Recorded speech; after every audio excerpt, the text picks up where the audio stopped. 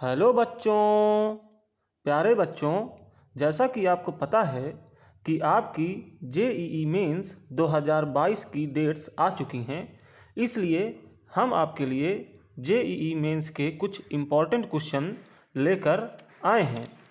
मैंने पहले भी कुछ वीडियोस डाली हैं। ये सारे क्वेश्चन बच्चों पुराने पेपर्स में आए हुए हैं, जेईई एडवांस्ड में या फिर जेईई मेंस या फिर AIEEE में आए हुए क्वेश्चन यह हैं। यही क्वेश्चन या तो कभी ना कभी रिपीट होते हैं या फिर इन्हीं के आधार पर नए क्वेश्चन बनते हैं। इसलिए प्यारे बच्चों, इन क्वेश्चंस को आप ज़रूर करके जाना। और आज जो क्वेश्चन मैंने लिया है, इससे तो हमेशा एक क्वेश्चन बनता ही बनता है। इस कॉन्सेप्ट पे एक क्वेश्चन हमेशा आता है, इसलिए इसको ज़रूर करके जाना। तो चलिए बच्चों, देखते हैं कि क्या है क्वेश्चन। तो आप अपनी स्क्रीन पर देख सकते हैं, मैं पढ़ता हूँ।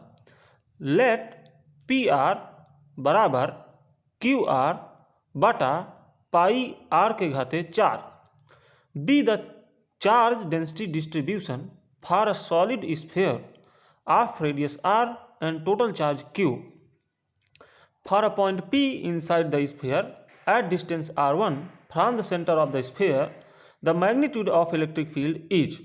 तो हमसे पूछा हुआ है कि एक सॉलिड स्फीयर है जिसका चार्ज डेंसिटी उन्होंने दे रखा है, उसके सेंटर से R1 डिस्टेंस पर हमें इलेक्ट्रिक फील्ड बतानी है। तो बच्चों, हम यहाँ पर एक बना लेते हैं स्फीयर।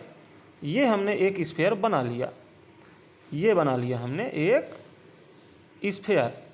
ओहो, सही से नहीं बना।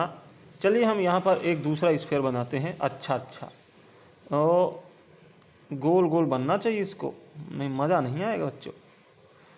ये बन गया, ये कुछ ठीक है। तो इसमें हम देखते हैं बच्चों, यहाँ पे इसको मैं इधर कर लेता हूँ ताकि आपको अच्छे से दिखाई दे। तो इसकी रेडियस उन्होंने क्या दे रखी है बच्चों? Capital R। तो इसकी रेडियस जो है वो है कैपिटल R। और इसमें जो चार्ज डेंसिटी है वो उन्होंने कुछ इस तरह से दे रखी है, जो मैं यहाँ पर शो कर रहा हूँ आपको, ये। और टोटल चार्ज इस पर बताया हुआ है Q। अब हमसे पूछा हुआ है कि सेंटर से R1 डिस्टेंस पर हमें इलेक्ट्रिक फील्ड बतानी है। तो बच्चों, ऐसे क्वेश्चन के लिए हमें क्या करना होता है? ऐसे क्वेश्चन को हम गॉस लॉ से सॉल्व करते हैं। हमें करना क्या होता है कि जहाँ भी हमें इलेक्ट्रिक फील्ड पूछा हुआ होता है, वहाँ से होता हुआ हम एक इमेजिनरी सरफेस लेते हैं। तो चलिए हम यहाँ पर एक सरफेस ले लेते हैं, और सरफेस कैसा होगा? स्फेरिकल होगा, समझ गए?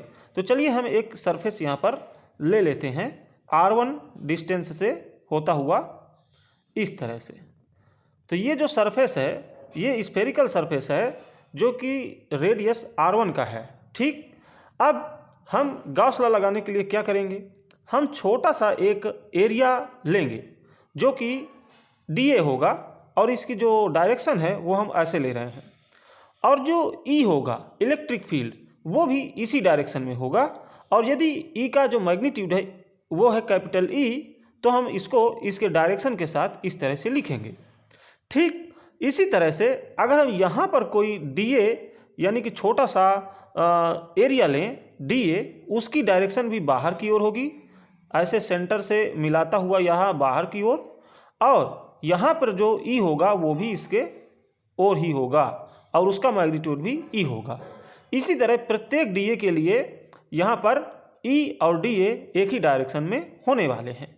तो इस सरफेस पर जितने भी DA होंगे और जितने भी E होंगे वो एक ही डायरेक्शन में होंगे, और सब जगह E का मैग्नीट्यूड सेम होगा, ठीक। तो मैं यहाँ पर गॉस लॉ अगर लगाता हूँ तो मैं इसको कैसे लिखूँगा?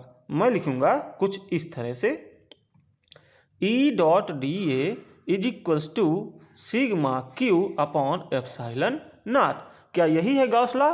यही है। तो चूंकि बच्चों हमने देख लिया कि सब जगह DA और E की जो डायरेक्शन है वो सेम है, यानी कि इनके बीच का जो एंगल है वो है 0 डिग्री। तो अगर हम इसको EDA को लिख लें EDA cos थीटा, तो cos थीटा में हम रख लेंगे 0 डिग्री, तो cos थीटा हो जाएगा 1। इसलिए उसको अब लिखने की यहाँ आवश्यकता पड़ेगी नहीं।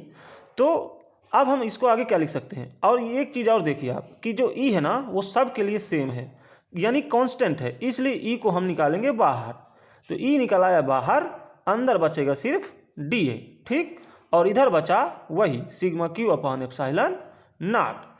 और इसको आगे अब हम सॉल्व करें तो ई और डी ए यानी अब पूरा एरिया अगर हम इसमें ले लें तो पूरा एरिया क्या हो जाएगा बच्चों इसका 4 पाई r1 स्क्वायर। तो 4 पाई r1 स्क्वायर ये हो गया, ये मतलब पूरा एरिया। ठीक है, इधर लिख लेंगे sigma Q upon epsilon not. बच्चों हमने अभी तक ये रिलेशन प्राप्त किया। अब इसमें एक ही चीज़ हमें बाकी रह गई है, वो है सिग्मा क्यू। अगर हम यह जान जाएं कि ये जो हमने इमेजिनरी सरफेस लिया है इसके अंदर टोटल कितना चार्ज है, तो हमारा जो इक्वेशन है वो पूर्ण हो जाएगा और फिर हम इसको सॉल्व कर लेंगे। ठीक है, तो अब हमें सिग्मा क्यू ही प्राप्त करना है, तो उसको हम प्राप्त करेंगे चार्ज डेंसिटी के माध्यम से। तो चलिए हम इधर अलग से इसको प्राप्त करने की कोशिश करते हैं। तो बच्चों चलिए, चूँकि एक बात आप देखिए, चूँकि ये जो चार्ज डेंसिटी है ना वो कांस्टेंट नहीं है, वो फिक्स नहीं है, वो परिवर्तनशील है।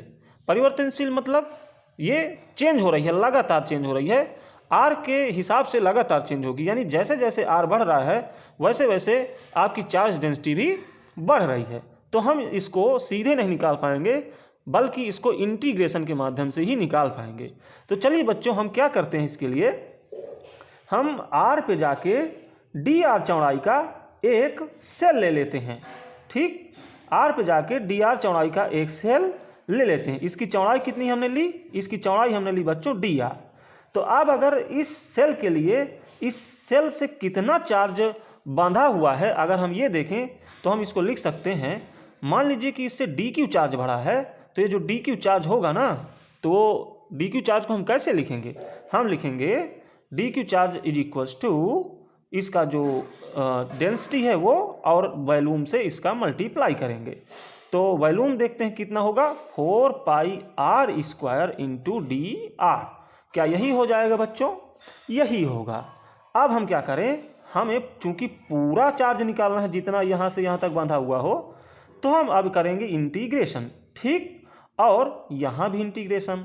कहाँ से कहाँ तक बच्चों हमें चार्ज देखना है, सेंटर से लेके R1 डिस्टेंस तक। तो सेंटर से लेके R1 डिस्टेंस तक हम लिमिट लगाएंगे।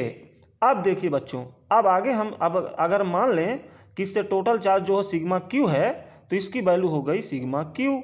और इधर क्या होगा, इसके लिए इंटीग्रेट करना पड़ेगा। तो पहले आप इसकी वैल्यू रखेंगे, जो भी चार्ज डेंसिटी है ये, इसको हम रख ले लेते हैं क्यू आर पाई आर के पावर 4, और यहाँ पे है 4 pi R square D R. यहाँ पे इसको लिमिट भी इसी तरह लगा लेना है। अब देखिए, अब इसमें पाई से पाई कैंसिल हो जाएगा और फिर आगे सॉल्व करेंगे। तो आगे क्या होगा बच्चों, यहाँ पे देखिए 4QR के घाते 4 ये कांस्टेंट है, तो इसको मैं बाहर ले लेता हूँ। इसको मैंने ले लिया बाहर। अब अंदर क्या बचा, R इंटू आर स्क्वायर यानी R क्यूब डी आर, ये बचा। और लिमिट कहाँ से कहाँ तक, ये। अब इसको और आगे सॉल्व करें तो और आगे क्या होगा बच्चों, 4QR के पावर 4, और ये हो जाएगा R के पावर 4 अपॉन 4। ठीक, और जो लिमिट है वो 0 से R1 है। अब ये 4 से ये 4 कैंसिल आउट कर लीजिए, तो सिग्मा क्यू हो जाएगा क्यू R1 के पावर 4 बाई R के पावर 4। तो ये हो गया बच्चों सिग्मा क्यू की वैल्यू। अब अगर इसको उठा के मैं यहाँ रख दूँ और फिर अपना जो इक्वेशन है इसको सॉल्व कर लूँ, तो जो ई है ना वो निकल जाएगा बच्चों। तो चलिए अब हम इसको करते हैं। तो ई आप यहाँ लिखिए, 4 पाई R1 स्क्वायर लिखिए, और यहाँ सिग्मा क्यू की वैल्यू लिखिए। तो लिख लेते हैं सिग्मा क्यू की वैल्यू जो कि आया हुआ है, और ये जो एप्सिलॉन नॉट है इसको भी यहाँ लिख लेते हैं। अब बच्चों क्या है, R1 स्क्वायर से अगर हम इसको काटें तो यहाँ 4 ना रह करके यहाँ 2 हो जाएगा। ठीक है, तो ये कट गया। अब हो जाएगा आगे ई की वैल्यू क्या हो गई बच्चों, क्यू R1 स्क्वायर अपॉन ये 4 पाई इधर चला जाएगा, 4 पाई एप्सिलॉन नॉट को मैं इसके बगल में लिख लेता हूँ, और ये हो गया R के घाते 4। तो बच्चों ये हो गया हमारा ई, यानी कि यही होगा हमारा आंसर। तो आप देख लीजिएगा कि ये आंसर किस ऑप्शन में दिया गया है। तो इस तरह से बच्चों इसको सॉल्व करना है।